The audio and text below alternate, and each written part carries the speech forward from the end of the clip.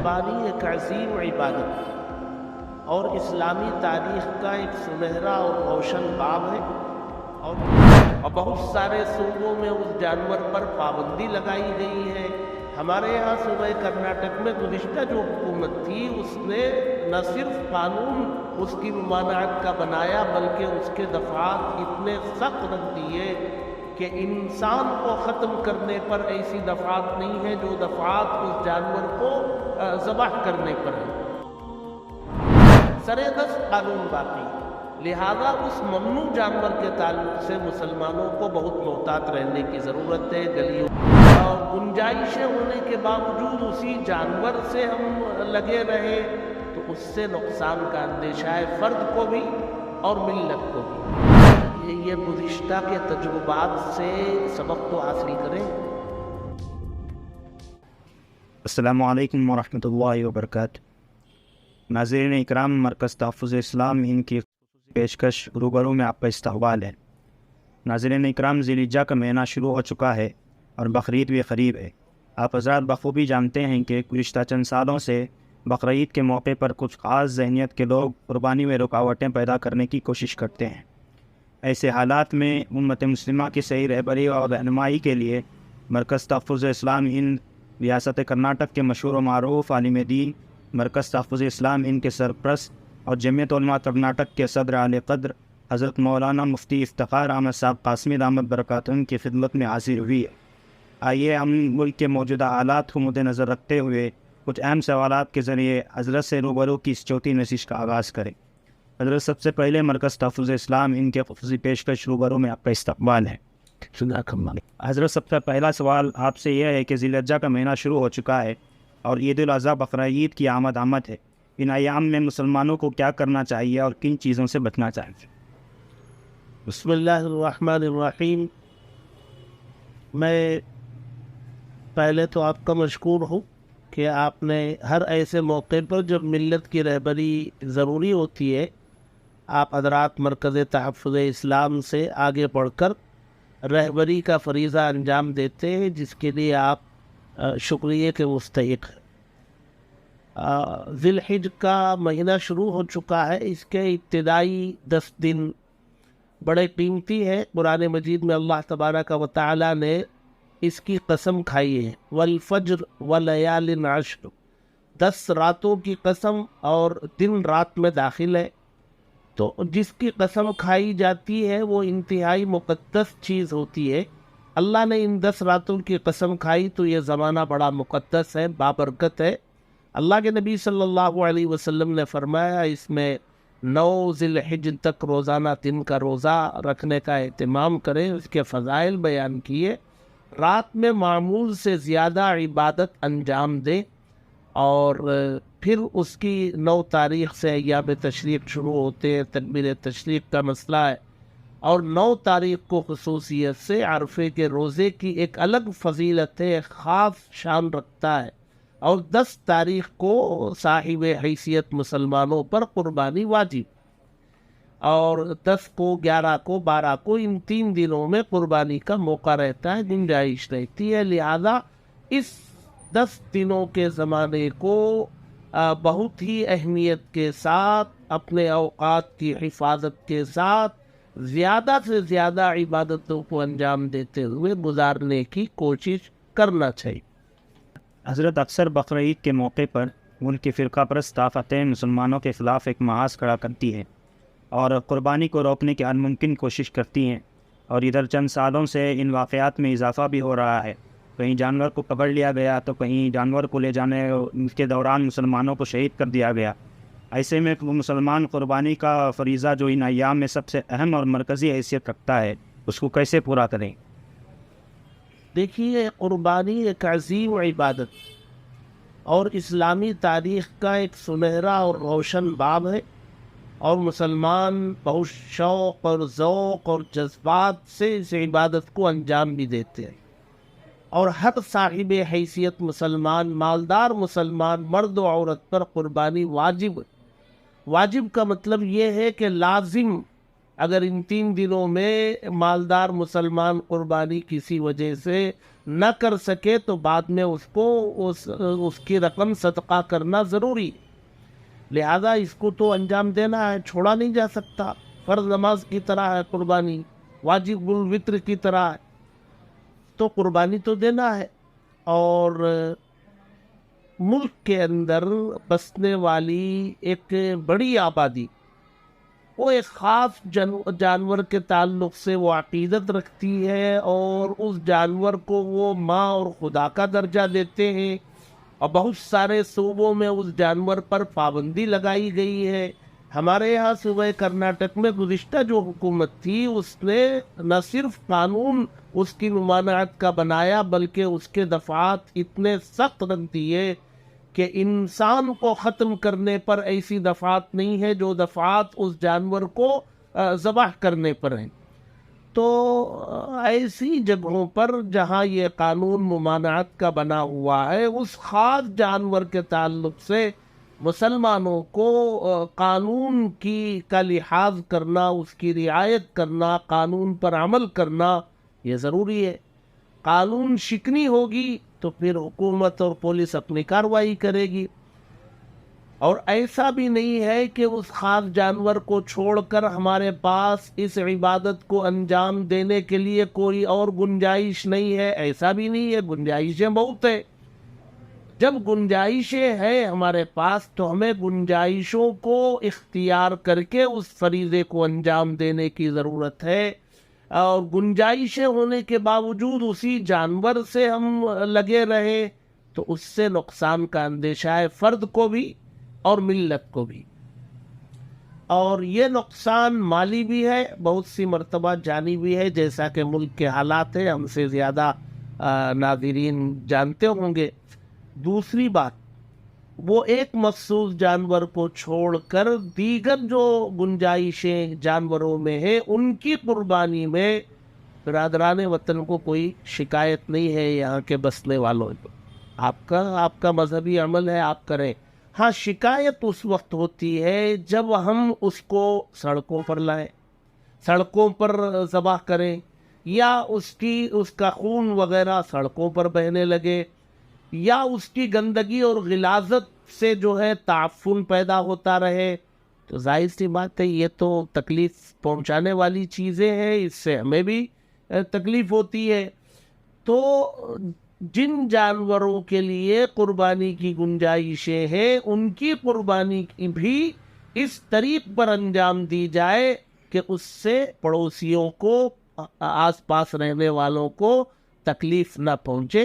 برادران وطن دیگر جانوروں کے سلسلے میں کوئی رکاوٹ نہیں کھڑی کرتے ہیں۔ حضرت چند سالوں سے کچھ ادارے والے مشترکہ مطلوبہ اور غیر مطلوبہ قربانی کا اہتمام کرتے ہیں، اس کو ملک کی صورتحال میں آپ کس طرح سے دیکھیے، جن صوبوں میں پابندی لگی ہے آپ وہاں مشترکہ قربانی اور مطلوبہ غیر مطلوبہ قربانی کا نظام کریں گے، آپ یہاں نہیں کرتے، آپ کرتے کسی اور صوبے میں، اور جہاں آپ کرتے ہیں اس صوبے کا قانون کیا ہے ہمیں نہیں پتا، ممکن ہے وہاں اجازت ہو تو آپ یہاں وصول کر لیں، وہاں قربانی دیں، کوئی پریشانی نہیں۔ پریشانی ہوتی کہاں ہے؟ اشتہار آپ کا یہاں لگتا ہے۔ جس صوبے میں اس جانور پر ممانعت ہے اور اس کے ذبح پر پابندی ہے، وہاں آپ کا اشتہار لگتا ہے تو فرقہ پرست طاقتیں ان اشتہاروں کی تصاویر اور اس کے جو ہے کبھی دیواروں سے نکال کر اپنے پاس محفوظ رکھتے ہیں۔ تو یہ کبھی نہ کبھی ادارے اور ان سے منسلک افراد کے لیے یہ پریشانیاں کھڑی ہو سکتی ہیں، اس لیے مناسب یہ سمجھا گیا، رائے یہ دی جاتی ہے کہ اشتہار بازی بھی نہ ہو۔ آپ یہاں کر بھی نہیں رہے، آپ ذرائع بہت ہیں، آپ بغیر اشتہار بازی کے، آپ اخبار میں دیے بغیر، آپ دیواری اشتہار کے بغیر آپ اس کام کو کسی اور صوبے میں کر رہے کیجئے، لیکن یہاں تو ماحول خراب نہ ہو۔ اچھا، اگر کارروائی ہو تو آپ کو یہ اطمینان ہے کہ ہم جواب دے لیں گے اور ممنوع جانور ہم نہیں کر رہے، ہمارا یہ کہنا ہے کہ آپ کے جواب دیتے دیتے آپ کی وضاحت ہوتے ہوتے جو نقصان پہنچنا ہے وہ ہو چکا ہوگا. اتنا موقع نہیں ملے گا آپ کو, نقصان ہو جائے گا, پھر وضاحت ہوتی رہے گی, فائدہ کیا ہوگا. اس لیے ہم یہ چاہتے ہیں, کئی سالوں سے یہ چاہتے ہیں کہ اس کا نقصان آج نہیں تو کل ہوگا. اس سے بھی ہمیں بچنے کی ضرورت ہے. اشتہار بازی نہ ہو, اپنی جانب سے کوئی ثبوت کسی کو فراہم نہ کیا جائے. بہت سارے ذرائع ہیں, ان ذرائع کو استعمال کرنے کام کر لیں. ابھی کرناٹک میں بھی چونکہ نئی حکومت بنی ہے تو لوگ یہ سمجھ رہے ہیں کہ پچھلی حکومت نے جو کشی قانون نافذ کیا تھا وہ ختم ہو چکا ہے اور کھلے عام مشترکہ قربانی کی تشہیر بھی کر رہے ہیں. ایسے حالات میں کیا واقعی قانون میں ڈھیل دی گئی ہے یا غلط فہمی ہے جو لوگوں میں پھیل رہی ہے؟ قانون جو بنا ہے وہ اپنی جگہ میں باقی ہے. دیکھیے, بعض پارٹیوں کی پالیسیاں ہوتی ہیں, حکومت بدلتی ہے, پارٹی اپنی پالیسی لاگو کرتی ہے. بعض قوانین بن جاتے ہیں اور قانون سازی کے تمام مراحل سے گزر کر وہ قانون کے دائرے میں آ جاتے ہیں. جیسے اسمبلی میں بل پیش ہو, پھر جو ہے کونسل میں پاس ہو, پھر گورنر اس کو قبول کر لے, وہ قانونی حیثیت حاصل کر لے. تو یہاں جو ہے وہ جانور پر پابندی ہے, قانون بن چکا. حکومت بدلی ہے, قانون اپنی جگہ میں باقی ہے. لہذا قانون شکنی کریں گے تو پولیس کارروائی کرنے پر مجبور ہوگی. قانون کا لحاظ کرنا ضروری ہے. ہاں, ہو سکتا ہے آنے والے دنوں میں موجودہ حکومت اس قانون میں ترمیم کرے یا اس کی دفعات ہلکی کرے یا قانون ہی ختم کرے, تو وہ ایک الگ مسئلہ ہے. جب وہ ہوگا تب دیکھا جائے گا. سرے دست قانون باقی. لہذا اس ممنوع جانور کے تعلق سے مسلمانوں کو بہت محتاط رہنے کی ضرورت ہے. گلیوں میں, کوچوں میں, کھلی فضا میں اس کو باندھنا, گشت کرانا, جلوس نکالنا, یہ غیر محتاط قدم ہوگا جس سے ان کو بھی نقصان کا اندیشہ ہے, ملت کو بھی نقصان کا اندیشہ. حضرت, غیر مطلوبہ قربانی کے سکے کا ایک دوسرا چہرہ یہ بھی ہے کہ اس میں دھوکہ اور فراڈ ہوتا ہے. ایسے بہت سارے واقعات رونما ہوئے کہ لوگ پیسہ لے کر قربانی ہی نہیں کرتے. گزشتہ 2 سالوں میں خاص طور پر اکابر علماء اکرام نے ریاست کرناٹک اور شہر بنگلور کے کچھ ایسے اداروں کی بھی نشاندہی کی ہے. اس سلسلے میں آپ کیا کہنا چاہیں گے؟ کن کو قربانی کے تعلق سے رقم دی جائے یا نہیں؟ میں اس تعلق سے پہلے بھی بتا چکا ہوں. جیسے زکوٰۃ جس پر واجب ہے, جس کو زکوٰۃ دینا ہے, زکوٰۃ جس پر فرض ہو گئی ہے, مثلا ایک فرد ہے, اس پر 1,00,000 روپے زکوٰۃ واجب ہو گئی, 1,00,000 روپے اس کو لوگوں میں تقسیم کرنا ہے. اب یہ زکوٰۃ ادا کرنے والے کی یہ ذمہ داری ہے کہ وہ زکوٰۃ کی رقم مصارف تلاش کر کے زکوٰۃ ادا کرے تاکہ وہ زکوٰۃ کی ادائیگی سے عہدہ برا ہو, ذمہ داری سے بری ہو. اور اگر وہ غیر مصرف میں زکوٰۃ دے دیتا ہے تو لینے والا تو لے کے استعمال کر لے گا, اس کی زکوٰۃ ادا نہیں ہوگی. اس کو اللہ پوچھیں گے, وہ جواب دے گا نہیں دے گا الگ بات ہے, لیکن ان کی زکوٰۃ ادا نہیں ہوگی. اسی طریق پر قربانی کی رقم اگر کسی کے حوالے کی جا رہی ہے, وہ اگر قربانی نہ دے تو دینے والے کی قربانی نہیں ہوگی. وہ اللہ کو جا کے جواب کیا دیں گے, وہ دیں گے اپنی جگہ میں, لیکن دینے والے کی قربانی نہیں ہوگی. وہ کیا کرے گا, پیسہ بھی دے اور اس کی قربانی بھی نہ ہو, ذمہ داری بھی پوری نہ ہو. قابل غور یہ ہے کہ جو لوگ رقم ادا کر رہے ہیں صوبے میں ہو یا بیرون صوبہ ہو, رقم جمع کرنے والوں کی ذمہ داری ہے وہ اس پر دیکھے, غور کرے کہ ان کی قربانی ہو رہی ہے یا نہیں. لینے والوں کا مسئلہ نہیں, وہ اللہ کو جا کے جواب دے لیں گے اگر ہو رہا ہے اس میں کچھ فراڈ تو. لیکن دینے والوں کی بہت بڑی ذمہ داری ہے. ہر آدمی کو چاہیے کہ وہ پیسہ دینا بڑی بات نہیں ہے, میری ذمہ داری پوری ہونا. بھئی ایک آدمی جو ہے 4 رکعت نماز پڑھے اور نماز کے بعد وہ نماز میلے کپڑے کی طرح لپیٹ کے اس کے منہ پہ مار دی جائے تو 4 رکعت پڑھنے کا جو مشقت ہے اس کا فائدہ کیا ہوا؟ اس لیے وہ نماز جو ہے تعدیل ارکان کے ساتھ, ہر رکن کی ادائیگی کے ساتھ اطمینان سے ادا کرے تاکہ وہ قبولیت کے قریب ہو. اسی طریق پر قربانی دینے والا وہ دیکھے, میں بازار میں ہر طرح کے لوگ, اچھے بھی ہیں برے بھی ہیں, یہ امانت داری سے اس خدمت کو خدمت سمجھ کے انجام دینے والے بھی ہیں، کچھ لوٹنے والے بھی ہیں. تو یہ قربانی جن پر واجب ہے ان کی ذمہ داری ہے کہ وہ اپنی قربانی پوری ہو، اس پر وہ حق. حضرت غیر مطلوبہ قربانی کے تعلق سے یہ تو وہ حضرات کہتے ہیں کہ غریب مسکین اور پسماندہ علاقوں میں قربانی وہ حضرات کرواتے ہیں تاکہ وہ بھی بقرعید کی خوشیاں حاصل کر سکیں. کیا اس پر مکمل پابند لگانا اور کہ مناسب ہوگا؟ پابندی کوئی نہیں لگا رہے، پابندی لگا نہیں رہے. بات یہ ہو رہی ہے کہ بھائی اس ایک خاص جانور کے تعلق سے ماحول ملک کا خراب ہے.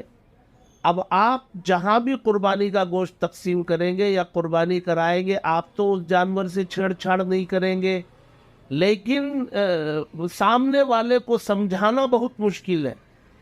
آپ دیکھیے ملک میں ایسے حالات کتنی مرتبہ آئے، فریج میں رکھے ہوئے گوشت کو وہ جبکہ چھوٹے کا تھا یا بھینس کا تھا اس کو ختم کر دیا گیا اس شبے میں کہ وہ بڑے کا گوشت ہے، ممنوع جانور کا گوشت ہے.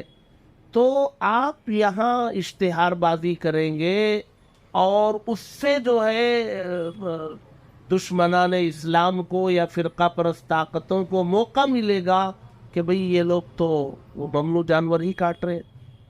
اب ان کے سامنے آپ وضاحت کریں گے اس کا موقع نہیں ہے. تو بھئی ایسے حالات میں احتیاط کرنا چاہیے. آپ کسی علاقے کے مسکینوں کو غریبوں کا حوالہ دے کر کے فرقہ پرست طاقتوں کو انتشار اور فتنہ فساد کرنے کا موقع فراہم کریں، یہ تو عقل مندی نہیں ہے. تو یہ پابندی نہ حق ہے کسی کو لگانے کا، نہ کوئی لگا سکتا ہے، لیکن احتیاطی پہلو کو اختیار کرنے کی گزارش کی جاتی ہے. کسی صوبے کے غریب مسلمانوں کا حوالہ دے کر کے پورے ملک کی ملت کو یا پورے صوبے کی ملت کو جو ہے وہ نقصان پہنچانے والا عمل کرنے کی اجازت تو نہیں دی جا سکتی. احتیاطی پہلو تو بہرحال اختیار کرنا. حضرت قربانی کے جانور کی خریداری، اس کی منتقلی اور نمائش وغیرہ کے سلسلے میں آپ کیا کہنا چاہتے ہیں؟ ہاں، یہ بات بہت اہم ہے کہ گزشتہ کئی سالوں کا تجربہ ہے کہ جو جانور گاؤں دیہات میں خصوصاً بڑے جانور وہ پالتے ہیں، بازار تک لے آتے ہیں، بازار میں بھی انہیں کوئی پکڑنے والا نہیں، روک ٹوک کرنے والا نہیں، کھلے عام دھڑکنے سے وہ بیچتے ہیں اور فروخت کرنے تک، فروخت کر کے وہ وہاں سے جانے تک کوئی مسئلہ نہیں. جب وہ چلے جاتے ہیں وہاں سے اس کی منتقلی کی بات آتی تو کبھی وہیں بازار سے نکلتے ہی پکڑے جاتے ہیں، کبھی جو ہے شہر کے میں داخلے کے اہم راستوں پر ناکہ بندی کر دی جاتی ہے، وہاں پکڑے جاتے ہیں، لاکھوں کا مال جو ہے وہ چھین لیا جاتا ہے، ضبط کر لیا جاتا ہے. تو بھائی یہ گزشتہ کے تجربات سے سبق تو حاصل کریں. تو آپ جو ہے ممنوع جانور کے سلسلے میں آگے ہی نہ بڑھیں، اور جو دیگر جانور آپ کو خریدنے ہیں تو اس پر تو کوئی پابندی نہیں ہے، لیکن وہ بھی تنہا نہیں، 2-4 ساتھی مل کر کے جائے خریدے. احتیاطی پہلو اختیار کریں. حضرت قربانی کے ایام میں الحمدللہ مسلمان پاکی صاف صفائی کا خاص خیال رکھتے ہیں، لیکن کہیں کہیں اس پر توجہ نہیں دی جاتی. اس سلسلے میں آپ کیا پیغام دینا چاہیں؟ بی بی ایم پی گزشتہ سالوں میں بھی اس کا انتظام کر رکھی تھی، اور اب موجودہ حکومت سے گزارش کی جائے گی، اور وہ خود بھی جو ہے اس سلسلے میں فکر مند ہے.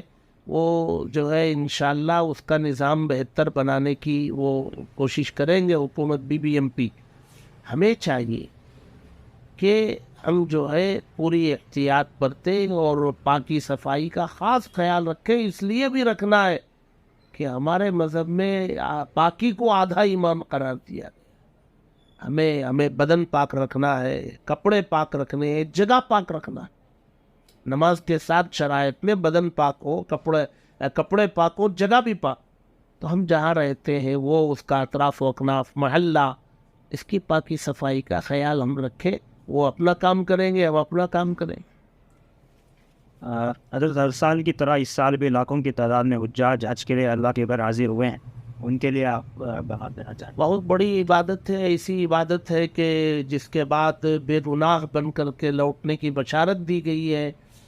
اس عبادت کی حفاظت شیطان جو ہے اس کو اچکنے کی پوری کوشش کرتا ہے، تو اس کو شیطان کو موقع دیے بغیر اپنی عبادتوں کی حفاظت کرتے ہوئے اس اجر کے مستحق بن کر کے لوٹے اور دعاؤں کا اہتمام کرے۔ پورے ملک میں بہت سارے ملک کے خطوں میں مسلمان بہت پریشان ہیں جی، شام میں، فلسطین میں جی، اور دیگر علاقوں میں، ہمارے ملک میں بھی جو ہے نفرت، عداوت، ظلم، ایک دوسرے سے دشمنی، ایسا ماحول یہاں بھی پیدا کیا جا رہا ہے۔ تو ان سب کے لیے دعا کریں کہ امن و امان بحال ہو۔ حضرت آخری سوال آپ سے یہ ہے کہ ذی الحجہ کا مہینہ بھی شروع ہو چکا ہے، بقرعید کی بھی آمد ہے، ملک کے حالات بھی ہمارے سامنے ہیں جیسا کہ آپ نے تفصیل سے بھی بتایا۔ یہ سب کی چیزوں کو مد نظر رکھتے ہوئے پوری امت مسلمہ انڈیا کو آپ کیا پیغام دینا چاہیں؟